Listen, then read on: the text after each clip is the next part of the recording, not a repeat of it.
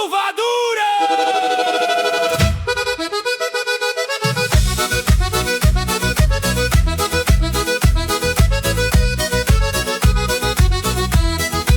A domenica a mezzogiorno c'è sta sempre una tempesta. Marito e moglie strillano, ogni pranzo è una festa. Arriva zia Futura con un piatto assai pesante, con vapore che scotta e fa scendere tutte i santi. Portano degli ghise che pesano un quintale, con pepe piccante che te fa come un animale.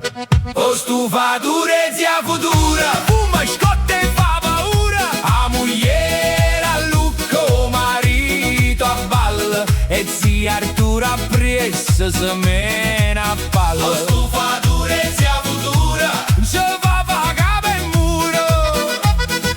Hey, hey, hey, hey, hey. O marito guarda te e dice in un massetto, a moglie risponde all'ora ronda tutto gatto. Zia Artura s'abboffa, s'abbrucia pure la lingua. Zia Futuro guarda e dice che vuoi che te tenga. Voce tarantella, a panza è bella piena.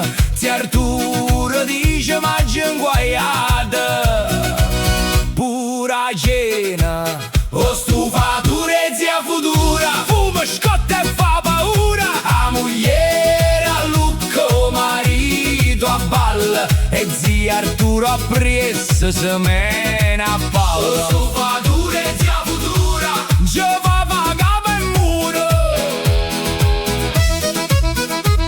E gira, gira, gira, gira. E gira. E gira, gira, gira, cucchiare indodiana. Zia Futura arriva come stolomana. Zia Artura s'abbrucia la lingua e puro dita.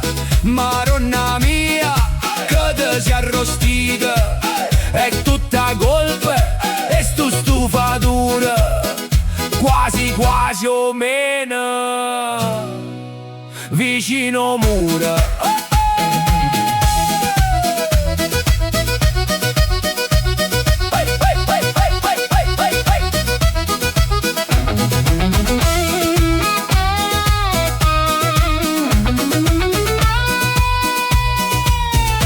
Stufatura e zia Futura, fuma, scotta e fa paura. A moglie a lucco, marito a balla, e zia Artura presso se mena a palla.